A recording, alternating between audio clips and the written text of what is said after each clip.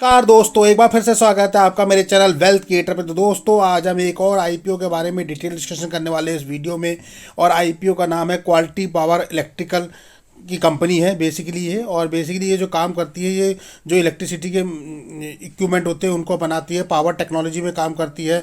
सो सारी चीज़ें जो है प्रोडक्ट जो भी बनते हैं रिलेटेड उससे, जैसे हो गया आपका ट्रांसफार्मर या वो, उसका मैन्युफैक्चरिंग करती है। जानेंगे इस कंपनी के फाइनेंशियल फंडामेंटल क्या बोल रहे हैं, कंपनी की जीएमपी मार्केट में क्या डिमांड बनी हुई है, इशू साइज कितना है, टोटल सब कुछ जानेंगे इस वीडियो के माध्यम से। पर उससे पहले आपको वीडियो को लाइक, शेयर और सब्सक्राइब करना बिल्कुल नहीं भूलना है दोस्तों। तो वीडियो में आगे बढ़ते हैं और बात कर लेते हैं इस कंपनी के बारे में, क्वालिटी पावर इलेक्ट्रिकल के बारे में। पर उससे पहले दोस्तों इंपॉर्टेंट डेट्स की बात कर लेते हैं कि इंपॉर्टेंट डेट्स क्या होने वाली है और ये आईपीओ कब से देखने को मिलेगा। तो दोस्तों बेसिकली ये आईपीओ आपको देखने को मिलेगा 14 फरवरी से लेकर 18 फरवरी के बीच में, यानी कि 3 दिन के लिए अवेलेबल रहेगा। 10 रुपये पर शेयर इसकी फेस वैल्यू रखी गई है, यानी इन फ्यूचर में कभी भी 10 टुकड़ों में स्प्लिट हो सकता है। इशू प्राइस है 401 रुपये से 425 रुपये, हमें अप्लाई करना है प्राइस बैंड 425 रुपये cut off price. Lot size है 26 शेयर आपको एक लॉट में देखने को मिलेंगे। टोटल इशू साइज की बात करें तो 858 करोड़ का टोटल इशू साइज है, जिसमें से फ्रेश इशू 225 करोड़ का और ऑफर फॉर सेल आपको 633 करोड़ देखने को मिलेगा। यानी फ्रेश इशू का पोर्शन काफ़ी कम है और ऑफर फॉर सेल का पोर्शन थोड़ा ज़्यादा आपको दिखाई दे रहा है। वहीं बात कर ले तो ये एनएससी बीएससी दोनों पे आपको लिस्टेड होता हुआ दिखाई देगा। तो कुल मिलाकर दोस्तों बात करें तो इस आईपीओ में जो अगर रिजर्वेशन चार्ट की बात करते हैं तो 75% क्यूआईबी के लिए, रिटेल के लिए केवल 10% का कोटा रखा गया है और 15% जो है एचएनआई के लिए, तो काफ़ी कम यहाँ दिखाई दे रहा है। वहीं लॉट साइज की बात करें तो रिटेल कैटेगरी में एक लॉट में 26 शेयर आपको देखने को मिलने वाले हैं, जहाँ 11,050 रुपये आपको लगाने हैं। रिटेल में मैक्सिमम 18 लॉट तक अप्लाई करेंगे, जहाँ 468 शेयर मिलेंगे, 1,98,000 रुपये लगाने हैं। एक वहीं स्मॉल एचएनआई मिनिमम में 19 लॉट आपको अप्लाई करेंगे, जिसमें 494 शेयर और 2,09,000। स्मॉल एचएनआई मैक्सिमम में 90 शेयर आपको लॉट लगाने होंगे, जिसमें 2,340 शेयर आपको मिलेंगे, 9,94,000। और बिग एचएनआई में 91 लॉट लगाने होंगे, जिसमें 3,366 शेयर मिलेंगे और 10,05,000 रुपये आपको इसमें इन्वेस्ट करने होंगे। तो कुल मिला के जो है लॉट साइज ऐसा दिखाई दे रहा है फर्स्ट में। अब बात कर लेते हैं इसके प्रोमोटर्स की। तो प्रोमोटर कौन से दिखने वाले हैं, तो आपको देखेंगे इसके प्रोमोटर जो है वो पांड्यन फैमिली जी है, यानी कि पांड्यन फैमिली के सारे हैं और पांड्यन फैमिली का जो ट्रस्ट है वो इस कंपनी के प्रोमोटर हैं। वहीं बात करेंगे तो शेयर होल्डिंग पैटर्न की बात करें तो 100% इनके पास है अभी तक, यानी कि इन्होंने कोई भी इक्विटी डायलूट नहीं किया है। और इस आईपीओ के आने के बाद 73.91 रह जाएगा, अप्रॉक्सिमेटली 74। तो तकरीबन जो है आप कह सकते हैं कि 26% के लगभग डायलूट हो जाएगा इस आईपीओ के थ्रू, ये जो आपको देखने को मिल रहा है। तो कुल मिला के जो इक्विटी डाइल्यूट होती हुई आपको दिखाई दे रही है वो तकरीबन 26% के लगभग दिख रही है। वीडियो में आगे बढ़ते हैं और बात कर लेते हैं क्वालिटी पावर्स के आईपीओ की डिटेल्स के बारे में कि कंपनी क्या करती है बेसिकली। तो देखेंगे तो कंपनी जो है इनकॉर्पोरेट हुई थी 2001 में, यानी तकरीबन 24 साल लगभग कंपनी को हो चुके हैं। क्वालिटी पावर इलेक्ट्रिक इक्विपमेंट बनाती है, इंगेज है कंपनी। बेसिकली जो इसका बिजनेस इंगेज है वो ट्रांसमिशन इक्विपमेंट और पावर टेक्नोलॉजी में जो इक्विपमेंट यूज़ होते हैं उनको मैन्युफैक्चरिंग करती है। कंपनी जो है हाई वोल्टेज इलेक्ट्रिक इक्विपमेंट की बात करें जो है वो सोल्यूशन प्रोवाइड कराती है फॉर ग्रिड कनेक्टिविटी, यानी कि जो मेन लाइन के तार जोड़ने होते हैं या उनकी जो ग्रिड कनेक्टिविटी करनी होती है पावर सप्लाई की, उसके बनाती है। इंजीनियरिंग ट्रांसमिशन स्पेशलाइजेशन है इसका पावर प्रोडक्ट में, अक्रॉस जनरेटर हो गया, ट्रांसमिशन हो गया, डिस्ट्रीब्यूशन हो गया, ऑटोमेशन सेक्टर में भी ये काम करती है। उसके अलावा बात करें तो कंपनी का मैन्युफैक्चरिंग जो है क्रिटिकल हाई वोल्टेज इक्विपमेंट और हाई वोल्टेज डायरेक्ट करंट पे काम करती है, यानी कि फ्लेक्सिबल एसी ट्रांसमिशन सिस्टम पे काम करती है। Networking enable energy transmission for renewable sources और पावर ग्रिड के लिए भी काम करती है। वीडियो में आप देख सकते हैं कि कंपनी जो है पावर ग्रिड का मैन्युफैक्चरिंग करती है, यानी कि बेसिकली जो काम करती है वो हाई वोल्टेज डायरेक्ट करंट जो होता है और फ्लेक्सिबल एसी ट्रांसमिशन सिस्टम जो होता है उस पे, नेटवर्क पे हो गया, इनेबल एनर्जी ट्रांसमिशन हो गया, रिन्यूएबल एनर्जी सोर्सेज से जो पावर ग्रिड आता है उसकी सप्लाई करना, वो सारा काम कंपनी का बेसिकली आपको देखने को मिलेगा।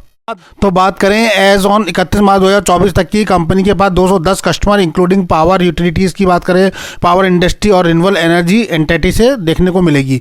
बात करें प्रोडक्ट पोर्टफोलियो की, तो प्रोडक्ट पोर्टफोलियो में पावर प्रोडक्ट है जिसमें कि आपको देखेंगे रिएक्टर्स हो गया, लाइन टेप्स हो गए, ट्रांसफार्मर्स हो गया, इंस्ट्रूमेंट ट्रांसफार्मर्स हो गया, लाइन टनल्स हो गए, मेटल इनक्लोज्ड हो गए, कैप्शन बैंक कैप्शन इस टाइप से बनाते हैं। उसके अलावा पावर क्वालिटी सिस्टम की बात करें तो वहाँ आपको दिखेगा VR comparison system, harmonic filters हो गए, कैपेसिटर्स, बैंक शंट हो गए, इस टाइप से काफ़ी चीज़ें आपको देखने को मिलेगी। वहीं देखें तो एज ऑफ 31 मार्च 2024 तक की बात करें तो कंपनी के पास 163 फुल टाइम एम्प्लॉय और 372 कॉन्ट्रेक्चुअल वर्कर देखने को मिलेंगे।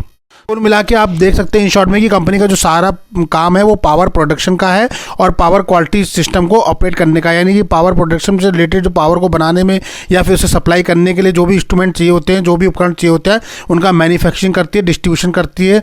आफ्टर सेल सर्विसेज पूरा जो है A to Z काम जो है कंपनी के पास है। वहीं कंपनी की एम्प्लॉय भी काफ़ी अच्छे आपको दिखाई दे रहे हैं और एम्प्लॉय का जो नॉन कॉन्ट्रैक्टर और कॉन्ट्रैक्टर दोनों नज़र आ रहे हैं। तो दोस्तों अब बात कर लेते हैं कंपनी की स्ट्रेंथ क्या है, यानी कि कंपनी का जो मजबूती है वो कैसे है। तो देखेंगे आप तो global energy transmission and power technology में कंपनी पहले से प्लेयर है, यानी कि लीडिंग रोल में है। वहीं बात करेंगे तो इंडस्ट्री सेगमेंट में भी इसका काफ़ी अच्छा पोजीशन बना हुआ है। Benefit out of the global shift towards the जो इसका एडिशनल रिन्यूएबल एनर्जी के थ्रू है या बाकी और के है, काफ़ी अच्छा है। वहीं बात करेंगे तो डोमेस्टिक ट्रैक रिकॉर्ड आपको दिखेगा, ग्रोथ एंड फाइनेंशियल परफॉर्मेंस काफ़ी अच्छी नज़र आएगी। वहीं देखेंगे तो डाइवर्सिफाइड कस्टमर बेस है कंपनी के पास, जो कि ग्लोबल बिजनेस और with the long listing relationship customer के साथ है, यानी कि इनके कस्टमर जो है वो काफ़ी समय से इनके साथ जुड़े हुए हैं। ग्लोबली बिजनेस भी इनका काफ़ी अच्छा फैला हुआ है। उसके अलावा आप बात करेंगे तो इनका प्रोडक्ट पोर्टफोलियो जो है वो एनर्जी ट्रांसमिशन इक्विपमेंट और पावर टेक्नोलॉजी सेक्टर में इंडिया में और अब्रॉड दोनों जगह जो है हाई ट्रेड बैरियर पे काम करता है। वहीं बात करेंगे तो इनका जो ट्रैक रिकॉर्ड है स्ट्रेटेजिक एक्वाजिशन करना along with the enhance order book है, कंट्रीब्यूशन टू द ग्रोथ। वहीं बात करेंगे तो रिसर्च और डेवलपमेंट जो कैपेबिलिटीज़ है वो इनके पास फर्दर रेडी टू सोल्यूशन रहती है। उसके अलावा देखेंगे तो इनके पास एक्सपीरियंस मैनेजमेंट टीम है जो कि डोमेन एक्सपीरियंस रखती है। तो काफ़ी कुछ इनके पास आपको देखने को मिलेगा जो कि इनकी स्ट्रेंथ को बताता है कि कंपनी की स्ट्रेंथ क्या है और इन फ्यूचर में कंपनी का एम क्या है, कंपनी कैसे ग्रोथ करने वाली है। तो ये सारा कुछ देखने को मिलेगा। अब दोस्तों बात कर लेते हैं सबसे इंपॉर्टेंट पैरामीटर यानी फाइनेंशियल पैरामीटर की, कंपनी के फाइनेंशियल फंडामेंटल क्या कहते हैं, जिससे हमें पता लगेगा कि हमें लॉन्ग टर्म में इसमें रहना है या नहीं रहना है। इससे काफ़ी कुछ आइडिया मिल जाता है हमको। तो अब बात कर लेते हैं कंपनी के फाइनेंशियल फंडामेंटल की। तो सबसे पहले बात करते हैं दोस्तों, यहाँ कंपनी ने 3 साल का दिया है 2022, 23 और 24 और उसके अलावा 30 सितंबर 2024 तक का अपडेट दिया है। जहाँ की पहले अगर हम बात करें 30 सितंबर 2024 तक की, तो कंपनी के पास एसेट है 399 करोड़ के लगभग के। वहीं रेवेन्यू की बात करेंगे तो 182 करोड़ है। प्रॉफिट आफ्टर टैक्स की बात करें तो 50 करोड़ के लगभग दिखेगा। नेटवर्थ कंपनी की 238 करोड़ के लगभग आपको देखने को मिलेगी। रिजर्व सरप्लस की आप बात करोगे तो 150 करोड़ के लगभग, यानी काफ़ी अच्छा कैश कंपनी दिखाई दे रही है। बोरिंग्स की देखेंगे तो केवल 25 करोड़ की उधारी है, यानी कि उधारी काफ़ी कम है। इन टर्म्स ऑफ अगर रिजर्व की बात करें तो काफ़ी अच्छा देखने को मिल रहा है। वहीं बात करेंगे 2022 में तो कंपनी 252 करोड़ के एसेट पे थी, जहां की बढ़ के 23 में 312 और 24 में 358 करोड़ हो गया। तो काफ़ी अच्छा इंक्रीमेंटल दिया है कंपनी ने इसमें। तो आप देखेंगे ईयर बाय ईयर ग्रोथ दी है। वहीं अगर हम बात कर लें रेवेन्यू पीस की, तो आप देखेंगे 2022 में 211 करोड़ था, फिर 273 करोड़ के लगभग पहुंचा, उसके बाद 331 करोड़। तो रेवेन्यू पीस पे भी कंपनी ने ईयर बाय ईयर ग्रोथ दिखाई है, तो यहाँ भी गुड कह सकते हैं आप। प्रॉफिट आफ्टर टैक्स की बात करें तो वहाँ भी आपको देखेंगे 42 करोड़ था 22 में, 39 करोड़ के लगभग 23 में, यानी थोड़ा सा डाउन ट्रेंड में गया, फिर 24 में 55 करोड़ के लगभग पहुंचा। तो एवरेज ग्रोथ आपको देखने को मिली। नेटवर्थ की बात करेंगे वो भी 160 करोड़ था 22 में, 23 में 175 करोड़, फिर 190 करोड़ 24 में। तो नेटवर्थ जो है एवरेज ग्रोथ दिखी, बहुत हाई सेगमेंट में आपको ग्रोथ देखने को नहीं मिल रही नेटवर्थ में। रिजर्व की बात करें तो काफी अच्छा कंपनी में था, 149 करोड़ था 22 में, फिर 153 करोड़ 162 करोड़ के लगभग हो गया 2024 में। तो काफी अच्छा रिजर्व सरप्लस कंपनी पे है। उसके अलावा अगर उधारी की बात करें बोरिंग की तो काफी कम दिख रही है, 11 करोड़ थी 22 में, फिर 10 करोड़ रह गई, फिर थोड़ी सी बड़ी 38 करोड़ के लगभग, और आज की डेट में सिर्फ 25 करोड़ की ही उधारी कंपनी पे बची है। तो आप सीधे तौर पे देख सकते हैं कि कंपनी पे जो उधारी है वो काफ़ी कम दिखाई दे रही है और कंपनी कैश रिच नज़र आ रही है, यानी कि आप देख सकते हैं कंपनी का रिजर्व सरप्लस काफ़ी ज़्यादा नज़र आ रहा है। इन टर्म्स ऑफ अगर हम बात करें बोरिंग की उधारी की, यानी 25 करोड़ की उधारी है और आज की डेट में 162 करोड़ के लगभग अगर कंपनी पे है, तो कंपनी अपनी उधारी कभी भी देनदारी चुका सकती है। तो ऐसी कंपनियाँ जो है कैश रिच सेगमेंट में आती हैं, जहाँ की उनकी उधारी भी कोई कंसर्न नहीं रहता है। उसके अलावा कंपनी के सारे पैरामीटर की बात करें तो काफ़ी अच्छे हैं। एसेट काफ़ी अच्छा है, रेवेन्यू में काफ़ी अच्छा ग्रोथ करा है, प्रॉफिट आफ्टर टैक्स में भी काफ़ी अच्छा ग्रोथ दिखाई दे रहा है सिर्फ 1 साल को छोड़ के। नेटवर्थ में भी एवरेज ग्रोथ दिखाई दे रहा है। रिजर्व सरप्लस काफ़ी अच्छे हैं, एक्सीलेंट कैटेगरी के हैं, और बोरिंग भी काफ़ी अच्छा कंपनी का कम से कम है। तो काफ़ी अच्छा सेगमेंट नज़र आ रहा है फर्स्ट नज़र में देखने पर। वहीं अगर बात करेंगे आप मार्केट कैपिटलाइजेशन की, तो देखेंगे कि इसका जो मार्केट कैपिटलाइजेशन पूरा है वो 3291 करोड़ के लगभग का देखने को मिलेगा। आरओई रिटर्न ऑफ इक्विटी की बात करें तो काफ़ी अच्छा है, 29%, जनरली 15 से ऊपर अच्छा माना जाता है, तो 29% के लगभग दिख रहा है। ROC return of capital employed देखें तो 19% है, ये भी 15 से ऊपर अच्छा माना जाता है, अच्छा कैटेगरी का दिख रहा है। डेप्ट टू इक्विटी काफ़ी एक्सलेंट है, 0.20 है, 1 से काफ़ी नीचे है।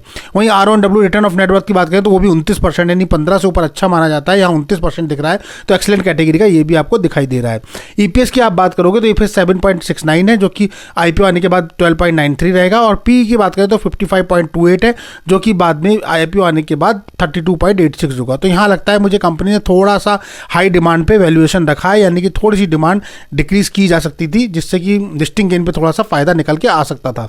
लेकिन दोस्तों कुल मिलाकर बोला जाए तो कंपनी जो है ओवरऑल फाइनेंशियली काफ़ी स्ट्रांग दिखाई दे रही है, फंडामेंटली भी काफ़ी स्ट्रांग है। बात करें आरओई की, आरओसी की, एडेप्टिव इक्विटी की, आरओडब्ल्यू की, काफ़ी स्ट्रांग है। कंपनी कैश रिच है, यानी कि रिजर्व कंपनी पे काफ़ी अच्छा है, डेप्थ कंपनी पे काफ़ी कम है। तो बहुत सारी चीज़ें वन शॉट में दिखाई दे रही है कि जहाँ की कंपनी काफ़ी स्ट्रांग लग रही है। तो मुझे लगता है कि फाइनेंशियली फंडामेंटली तो नो डाउट यहाँ कंपनी में ऐसा कुछ दिख नहीं रहा। अब बात कर लेते हैं ऑब्जेक्टिव ऑफ इशू की। अगर ऑब्जेक्टिव इशू की बात करें तो यहाँ ऑब्जेक्टिव है कंपनी का payment for the purchase consultant of the equation of Meru electric और इलेक्ट्रिकल इंजीनियरिंग प्राइवेट लिमिटेड के साथ इनका एक्वाजिशन करना है। उसके अलावा फंड जो है फंडिंग कैपिटल एक्सपेंडिशन रिक्वायरमेंट है कंपनी को परचेज करना है प्लांट और मशीनरी के लिए। उसके बाद जो है कंपनी को इनऑर्गेनिक ग्रोथ के पर्पज से भी पैसा चाहिए, कुछ कंपनी को स्ट्रेटेजी बनानी है उसके लिए चाहिए, और जनरल कॉर्पोरेट पर्पज के लिए कंपनी को पैसा चाहिए। लेकिन तो अगर कुल मिला के देखेंगे तो कंपनी सारा का सारा पैसा जो है कंपनी की ग्रोथ में लगाने वाली है। मतलब यहाँ देख रहे हैं जो पैसा फ्रेश इशू है वो पूरा का पूरा कंपनी की ग्रोथ में जाने वाला है। अब बात कर लेते हैं कि लिस्टिंग गेन कितना मिल रहा है, यानी ग्रे मार्केट में क्या डिमांड बनी है इस आईपीओ की। तो दोस्तों अगर ग्रे मार्केट की बात करेंगे तो काफ़ी अच्छा आपको देखने को नहीं मिल रहा है ऐसा। तो कुल मिला के अगर हम देखें तो क्वालिटी पावर आईपीओ का जो अपकमिंग आईपीओ है 425 रुपये प्राइस बैंड है और 16 रुपये जीएमपी पे ट्रेड कर रहा है, यानी एस्टिमेटेड लिस्टिंग 441 रुपये, तकरीबन 3.5-4% के लगभग का लिस्टिंग गेन दिखा रहा है। 5 रेटिंग 5 आउट ऑफ 1 की बनी हुई है। यहाँ 858 करोड़ का टोटल इशू साइज है। 26 शेयर आपको लॉट में देखने को मिलने वाले हैं। 14 तारीख को ओपन होगा ये और 18 तारीख को फाइनली क्लोज हो जाएगा ये। 18 फरवरी को, 19 फरवरी को आपको अलॉटमेंट पता लगेंगे और 21 फरवरी को आपको लिस्टेड होता हुआ दिखाई देगा एनएससी बीएससी दोनों पे।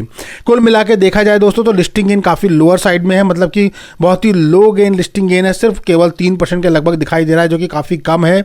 जनरली जो है रिस्क एरिया में मुझे नज़र आ रहा है अभी तक। अगर हमारे क्राइटेरिया की बात करें तो मिनिमम 20% या 30% के बीच में सेफर साइड होता है, पर सेफर साइड मार्केट में कुछ नहीं होता, पर फिर भी हम मानते हैं एक ड्रॉ लाइन है जिससे लगता है कि 20 से 30% के बीच में थोड़ा सा सेफर होता है लिस्टिंग गेन पर्पज से।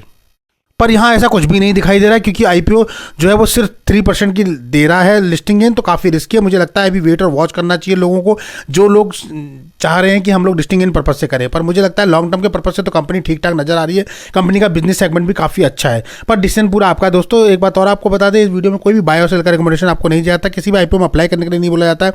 हम कंपनी के फाइनेंशियल फंडामेंटल एनालिसिस करते हैं, कंपनी के ग्रे मार्केट में क्या डिमांड चल रही है वो एनालिसिस करते हैं, उसके बाद एक ओवरव्यू आपके सामने रखते हैं जिससे कि आपको डिसीजन लेने में मदद मिल पाए।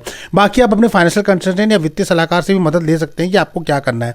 पर ओवरऑल कहा जाए तो अभी तो लिस्टिंग गेन पर्पज से यहाँ कुछ नजर नहीं आ रहा मुझे ऐसा, पर मुझे लगता है वेट और वॉच करना चाहिए और पहले दिन के सब्सक्रिप्शन स्टेटस के बाद ही डिसाइड करना चाहिए कि आपको क्या करना है। तब तक शायद मार्केट में भी ग्रोथ के चांसेस बढ़ेंगे, यानी मार्केट का सेगमेंट भी चेंज होगा, तो शायद मे भी हो सकता है ग्रे मार्केट में भी डिमांड बढ़ने लग जाए। पर अगर हम आज के सिनेरियो की बात करें तो यहाँ काफ़ी रिस्क बना हुआ है, तो अभी तो थोड़ा सा अवॉइड करके चलना चाहिए क्योंकि पिछले के आईपीओ जितने आए वो भी काफ़ी रिस्की रहे थे दोस्तों। तो बस दोस्तों वीडियो यहीं पे खत्म करते हैं। वीडियो पसंद आए तो लाइक शेयर सब्सक्राइब करना बिल्कुल ना भूलिए। मिलते हैं अपने अगले वीडियो में, तब तक के लिए नमस्कार।